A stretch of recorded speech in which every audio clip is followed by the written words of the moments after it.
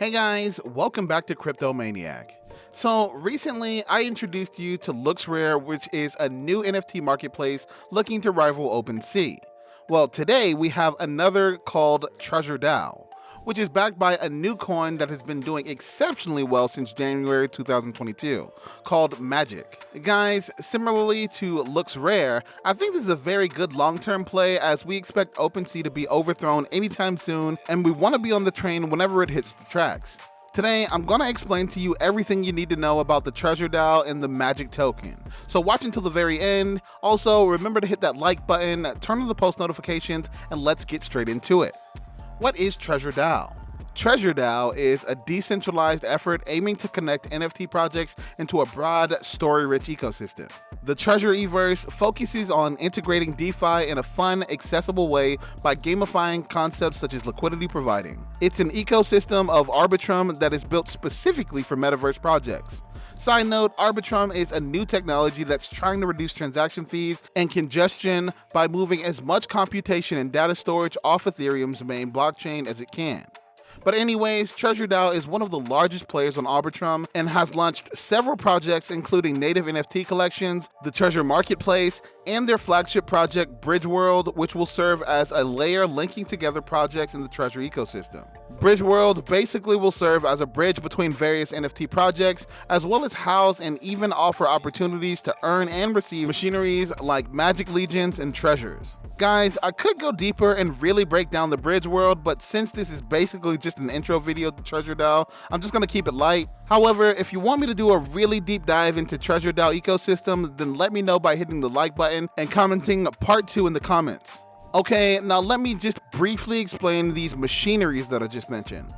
Treasures are basically NFTs that double as resources.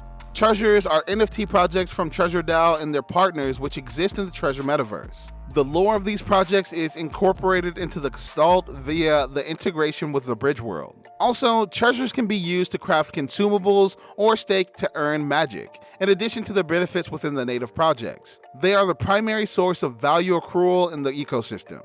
Legions are basically NFTs which functions as proxies for players and are used to earn treasures, craft items, and mine magic token.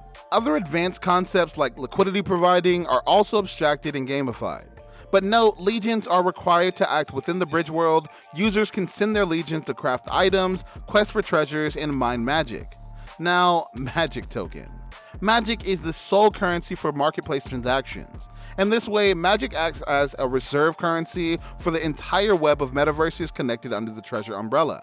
Magic is also used to power treasures and turn them into productive assets. So this is the backbone of the project if you want to put it that way. Vision and mission. The Treasure DAO is governed and overseen by staked Magic token holders. The goal of Treasure is to allow communities to bootstrap new, decentralized metaverses. They believe that metaverses are commonly written stories, and resources are threads by which the fabric of the metaverse is sewn. Now, the DAO votes on which projects to onboard, magic distribution, and revenue sharing agreements for the marketplace.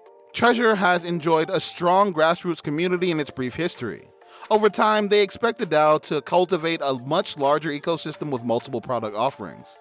Okay guys, so I told you this is a long-term play, and if it works out, then months from now we may be on the steps to financial freedom. But why do I think Magic is gonna pump hard, and what's my play?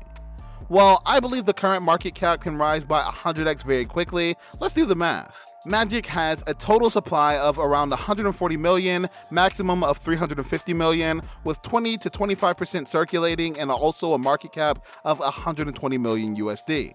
As for liquidity, after Magic migrated to Arbitrum, they now have roughly a liquidity of $12 million.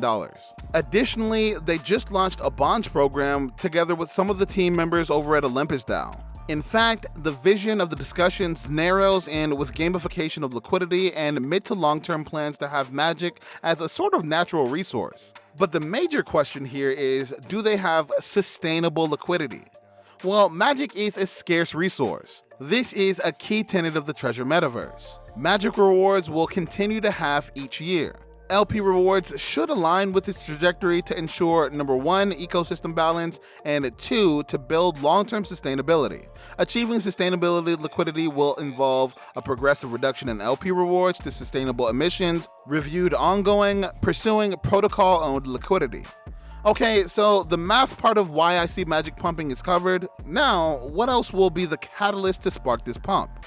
Well, Treasure NFT currently has a marketplace, 10 million USD volume in the first 6 weeks, various mines, LPs, and own NFT collections such as Legions, Treasures, Small Brains NFT, Small Bodies, Light NFT, and various partnerships, e.g. Toadstools NFT and Mushrooms by Odyssey Olympus. Okay, so it sounds cool, but what is Treasure DAO missing currently? That, my friends, would be a P2E game. And now the fun part starts. Now, instead of just building one gaming product, Treasure NFT is built multiple. Number 1, their flagship Bridgeworld with P2E elements and a future auto battler supported by a gaming studio. Number 2, Smallverse, which is combining the extremely successful products Small Brains NFT and Small Bodies. Their team is recruiting talented community members every day, the latest being a full-time animator with Maxime_ETH. Number 3, Life NFT, which is still flying under the radar, but built by the genius Jumpman NFT brain, founder of Origins NFT. They're building a super innovative P2E NFT product where life form grows from crawling to its final breath. And there are countless other projects just like Battlefly, for example.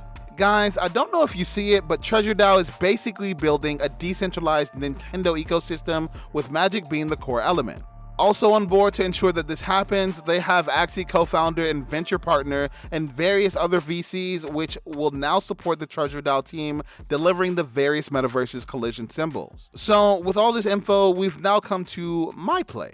So guys, after doing some research, I bought some Magic and locked the majority of it for 3 months in case something catastrophic happens and I need to exit, and the rest for 1 year as a big moon bag. As I said before, Magic is something you won't touch for a while. This would be you betting against OpenSea and betting on smart, fresh brains who are eager to make their work in the crypto community. Speaking about community, let's talk about that for a second. Treasure DAO's community is a fair launch, community-driven project. The vast majority of Treasure's team members came directly from the community, inspired by Treasure's ethos of building in the open. The DAO has established a framework by which the community can build alongside the team and receive rewards in Magic for developing key parts of the ecosystem, e.g. tooling, lore, and quests. These incentives deepen Magic's network effect by aligning the broader ecosystem and incentivizing other communities to build on top of Treasure. Every item in the Treasure ecosystem, Legions, Treasures, and Magic, was distributed for free. The other collections on Treasure's marketplace were also free to mint, fair launch projects. Moreover, Treasure itself is open source. The marketplace, quests, and lore are publicly hosted projects to which anyone can contribute. The DAO believes that metaverse assets become valuable because of the work that users put into acquiring them. Moreover, metaverse needs fair launch origins and decentralized decision-making to sustain community participation over the long term. Final thoughts, Treasure DAO is still a young project and anything could happen. The cohort of projects they're working with is still small, but includes massively successful Smallverse, a constellation of second-generation NFT projects centered around the Genesis Mint and Small Brains. Belief in the ecosystem is high, judging by the success of its native mints. Genesis Legions were a very successful mint and commanded high prices. The Treasure Marketplace is also a vibrant community and was the first NFT marketplace on Arbitrum. The individual success of this product surely bodes well for the broader project. Guys, let me know your thoughts in the comment section below. Also remember to hit that like button and I'll see you in the next one.